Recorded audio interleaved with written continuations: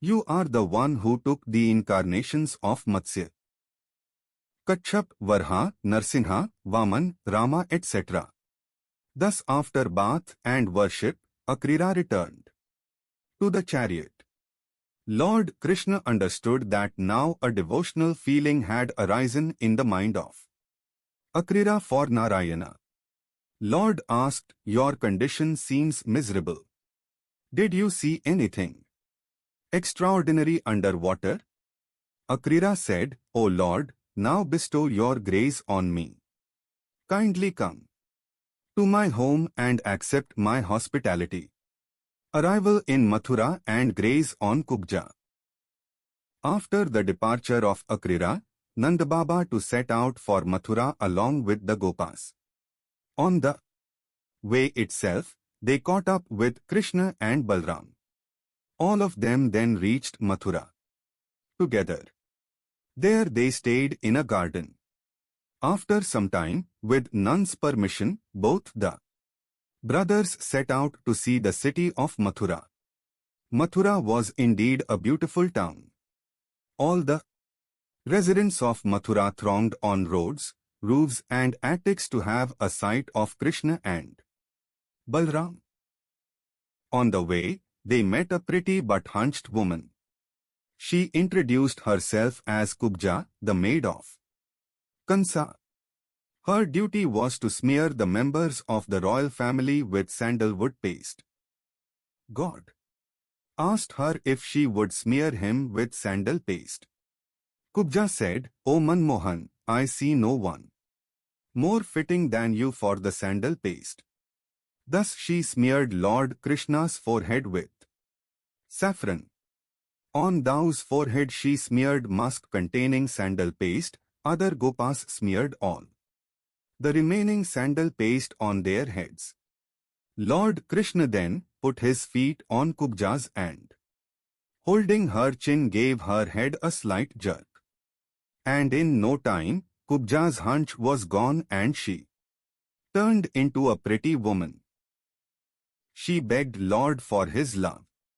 The Lord promised her a meeting in future and proceeded ahead, breaking off the bow and killing elephant. After saving Kubja, Lord Krishna and other Gopas moved ahead. At a place they saw a huge bow kept on a high stage. Many strong men were guarding it. Lord Krishna entered the canopy and easily lifted the bow and broke it into pieces. There was a big applause from all around. "Thou," said Krishna, "now the crowd will increase here, so let us escape in time." Thus both the brothers and their friends beat a retreat to their camp. There they rested for night. There in Mathura, breaking of the bow had frightened Kansa.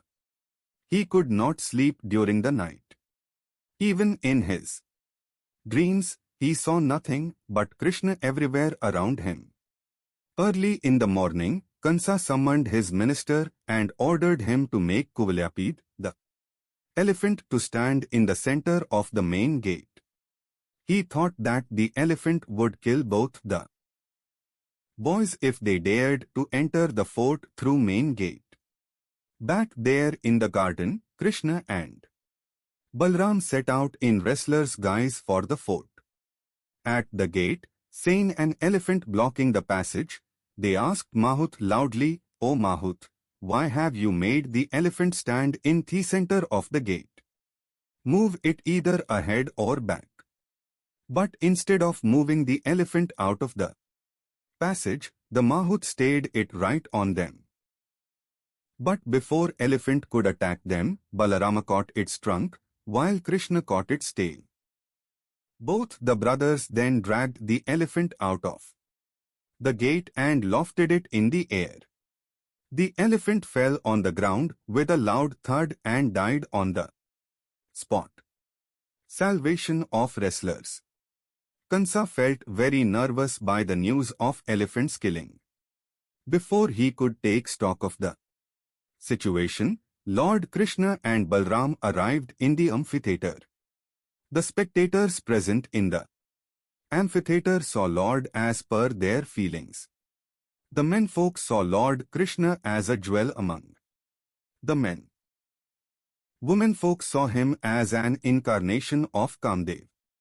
Cowherds saw their natural friend in Lord, while to Kansa he appeared as his death. But to his mother and father, Devki and Vasudev, and to Nand, Krishna and Balram appeared as small kids. Sages and ascetics saw nothing but metaphysical coming in boys' guise. Learned ones cited his cosmic form, while to Yadvas he appeared as their tutelary god. As soon as Lord Krishna and Balram arrived in the ring, the wrestlers, who were already present there, stood up like springs. A wrestler, Chanur, dragged Krishna, and one named Mushtik dragged Balram into the ring. They said to them, "Both of you and we are the subjects of the great King Kansa. It is our duty to please our king with our art and skill. Moreover, we will receive many rewards also." Krishna said, "O wrestlers, you please fight among yourselves. We are boys yet, so we shall witness your fight from a distance." Chanur said, "No, you are neither boy nor teenagers. You are stronger than the strongest. You have just killed an elephant which was stronger than 1,000 elephants." Thus, both the brothers were compelled to wrestle with the royal wrestlers. Balram beat Mushtik on the ground so hard that he died at once on the spot. Krishna similarly killed second wrestler Chanur. All the remaining wrestlers met similar fate one by one. The massive crowd present there applauded them joyfully. Salvation of Kansa. Seeing the shameful defeat of his wrestlers, Kansa, infuriated with anger, and proclaimed, "Tie all the opponents, tie Ugrasen, Devki, Vasudev and Nand in ropes and bring them before me." Lord Krishna could not tolerate this, and in a single jump, he reached on the stage where Kansa was present. Lord Krishna caught him by hair and said, "O Kansa, once you have caught a helpless woman by hair, I have avenged that insult. Now you will receive the fruits for your atrocities." Saying this, Lord began to twirl Kansa, catching him by hair, and threw him down from the stage. Then Lord jumped once again and landed on the chest of Kansa. Kansa died instantaneously. Thus, Kansa, who was an incarnation of the demon Kalnemi, received salvation. Lord Krishna then released his parents from the prison and crowned his maternal grandfather, Ugrasen, as the king of Mathura. Yagyopveet of Krishna and Balam. After the successful completion of all the royal ceremonies, the consecration of Krishna and Balram was carried out. Thereafter, they came to stay at the hermitage of sage Sandipani for formal education. Extraordinarily brilliant, Krishna successfully learned all the knowledge in short period of time. Then, as Guru Dakshana, paying respect to the teacher, Krishna brought back his dead sons from the abode of Yamraj. Taking convocation bath, thereafter, Lord Krishna returned to Mathura. There, though living among royal luxuries and grandeur, Lord Krishna remained indifferent. Memory of his sentimental, beloved devotees, friend and other people of Vraj kept on pricking him, sending Uddhava as messenger. Savant Uddhava, the son of Yadava's minister Brihaspati, was an intimate friend of Lord Krishna. Only he had the permission to enter Lord's sanctum. Seeing his friend Krishna in remorse, Uddhava asked, "Mathuranath, you seem to be upset. What is troubling you?" Lord Krishna Replied Uddhava, I feel perplexed. I remember my days in Vrindavana. Please go to Vrindavana and get the news regarding gopis there. Also give them my message. Thus Lord Krishna donned Uddhava in his attire and sent him to Vraj in his chariot. There he stayed at Nand's home.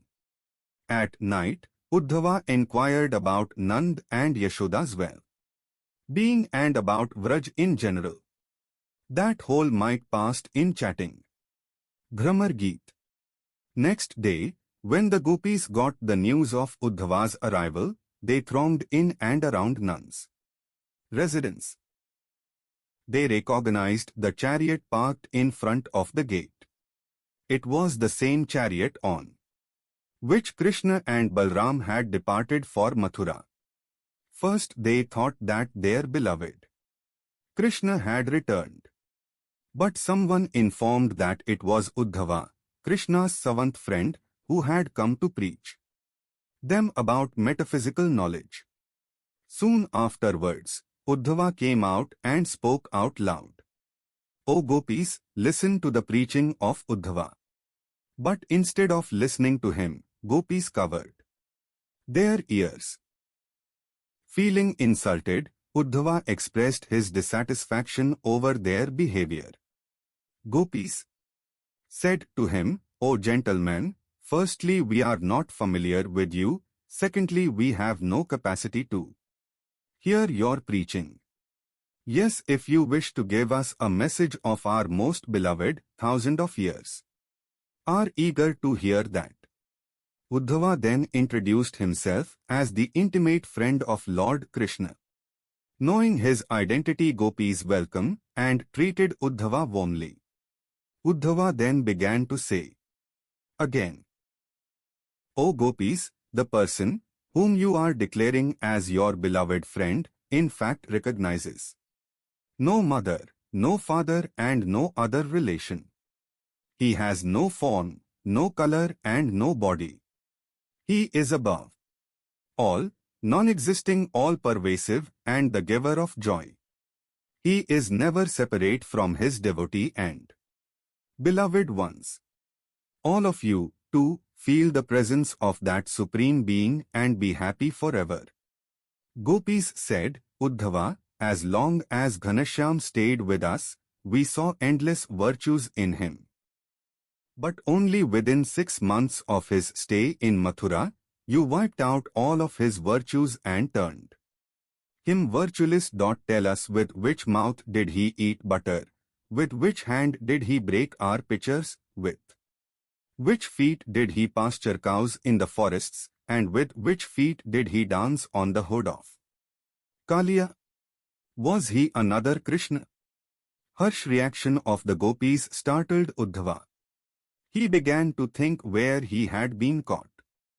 His knowledge of Vedanta was proving ineffective on the gopis who were sunk in so much love. On the other hand, gopis too were feeling embarrassed for treating the guest bitterly. But they were also not prepared to listen to such preaching that condemned love. Moreover, they had let out their long accumulating feeling. Meanwhile, a bumblebee perched at Radha's feet, mistaking them for lotus. Pointing to it, all the gopis said, Beware, O bumblebee, beware if you dare to touch the feet of our Radha. It appears that you are a disciple of Krishna. There is now no secret regarding the virtues and actions of your friend. But it is good that he and you tied in friendship. You are black and your friend has a black heart. Virtues of both of you are same. First he imbibed us in his love, then left us ruthlessly forever. He is not sorry for us. But why does Lakshmi serve in those feet? She must be careful, lest she should be deceived like us. Oh, bumblebee, you also appear to be a polymath who has come here to preach us. But you won't get an audience in Braj. You should better go to Mathura. There is one Kubja, go and relate your tale to her. You will receive ample donations from her. What will you get from the gopis here? They have already lost their mental balance because of separation from the beloved Krishna. If you have come to ask why we loved Krishna, oh Bumblebee, we have no knowledge. But we know that our love for Krishna was not a mistake. Even the goddess Lakshmi does not leave his feet for a moment. Why should we leave his feet then? But oh Bumblebee, have you really come to convince us? When he could not come out of shame, he sent you to console us, the deaf and dumb gopis. But be careful if you put your head at the feet of Radha. Get away, we have already seen enough of flattery and flirtation of your friend. Deserting our affection for ephemeral things, we loved that eternal one. But he too abandoned us. Can you guess about our condition? Tell us, O Uddhava, shall we ever get the sight of Sri Krishna again? Hearing the tragic tale of the gopis, Uddhava too felt very sorry for them. He felt as if Mathuranath, Lord Krishna, was indeed neglecting those gopis. Uddhava stayed in Vrindavana for 6 months. There he saw every place, every spot where Lord Krishna had played once. When he was returning to Mathura, Mother Yashoda presented him with butter. Radha gave him the flute. Thus immersed in the love and overwhelmed by its feelings, Uddhava reached Mathura. He said to Krishna, Lord, the real appearance of love that I saw in Vrindavana is the only truth. Shri Krishna said, Uddhava, you are weeping. Just look at me. Uddhava looked at him with wide, opened eyes. In every single hair of Lord, there existed gopis. Uddhava was indeed a savant. But Lord had sent him to Braj only to be taught a lesson of love. After the death of Kansa, his widowed queens Asti and Prapti returned to their father Jarasandha's home and informed him that Krishna and Balram had killed their husband Kansa. Infuriated by the news, Jarasandha at once launched a massive attack on Mathura. The people of Mathura were frightened by the strength of Jarasandha's army. Lord Krishna too fell in deep thought. Just then, divine weapons and chariots appeared from the heaven. Both the brothers took the weapons and boarded their chariots. Then they fought a fierce battle and slayed all the army of Jarasandha. Balram furiously caught Jarasandha and was about to kill him. But Lord Krishna stopped him. They then released Jarasandha and let him go unhurt. Jarasandha felt ashamed that Krishna released him because of his helpless condition. Parashar says, despite his shameful defeat, Jarasandha attacked Mathura 17 times with huge armies. But every time, the Lord defeated him and released him in kindness. And every time Jarasandha felt more humiliated. At last, instead of attacking Mathura himself, Jarasandha sent Kalyavan to defeat Sri Krishna. Kalyavan launched an attack on Mathura with 1 crore strong Malich army. This time Lord Krishna decided to vacate Mathura instead of countering the attack. He got Dwarkapuri constructed by Vishwakarma and settled all the people of Mathura there. Then, unarmed, Lord Krishna walked past Kalyavan.